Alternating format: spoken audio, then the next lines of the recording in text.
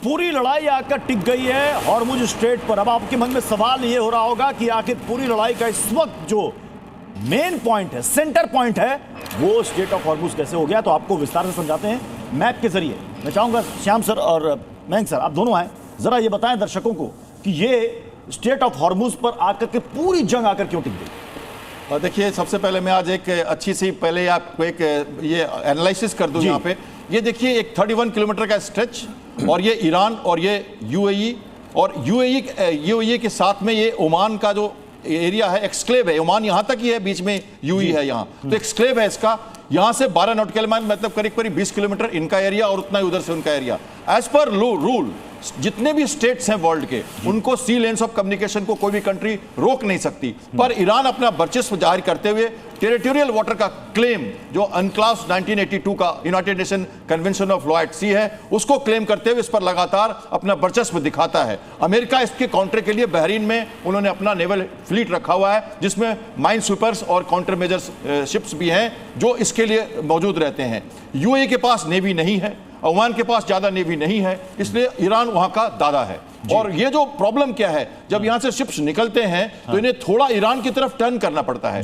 2 kilometre, दो nautical mile मतलब 3.5 kilometre का जाना और आने का 2 रास्ता है, और बीच में तो लेकिन मयंक सर, अगर इसे इस तरीके से समझे कि अगर ईरान इतनी बड़ी धमकी दे रहा है, यानी कि इस पूरे इलाके में कंट्रोल ईरान कर रहा है, ऐसे लोग कह रहा है 1 लीटर तेल भी गुजरने नहीं देंगे। जी, अब मैं आपको ये भी बताता चलूं यहाँ पर, जैसे कि नेवल कैप्टन श्याम साहब ने बताया है, ईरान के पास ताकत आखिर है कहां पर और क्या क्या ताकत है इसके पास में।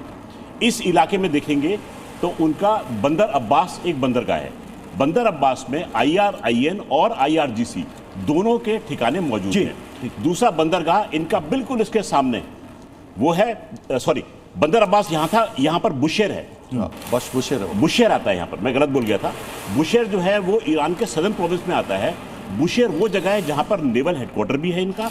बुशेर में नेवल हेडक्वार्टर से 15 किलोमीटर की दूरी पर इनका एक सिविलियन न्यूक्लियर संयंत्र है, जहां पर 1000 मेगावाट बिजली पैदा की जाती है। इसे हम और भी डिटेल में समझेंगे, लेकिन फिलहाल मेरी सहयोगी अनुपमा हमारे साथ जुड़ी हुई है। अनुपमा के पास भी कुछ अहम जानकारी है। अनुपमा।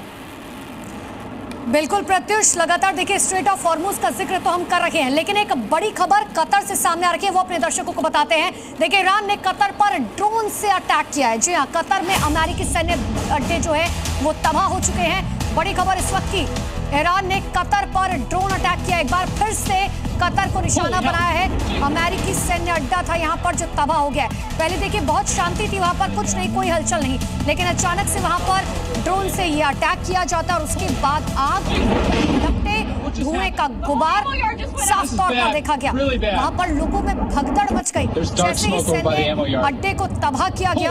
ये बड़ी जानकारी इस वक्त की। और एक और बड़ी खबर आपको बताते हैं, देखिए अमेरिका ईरान जंग पर एक बड़ी खबर मिल रही है। महायुद्ध में व्हाइट फास्फोरस बम की अब एंट्री हो चुकी है। लेबनान पर इजराइल ने इस वक्त सबसे बड़ा हमला किया है। व्हाइट फास्फोरस बम का इस्तेमाल होना यह बताता है कि यह जंग कितनी ज्यादा खतरनाक होती जा रही है। ह्यूमन राइट्स वॉच की रिपोर्ट है जिसमें यह दावा किया गया कि फास्फोरस बम का इस्तेमाल हो रहा है। इससे पहले आपने ये नाम रशिया यूक्रेन युद्ध में सुना होगा, और युद्ध में व्हाइट फास्फोरस बम की एंट्री हो चुकी है। इजराइल ने लेबनान पर यह अटैक किया है।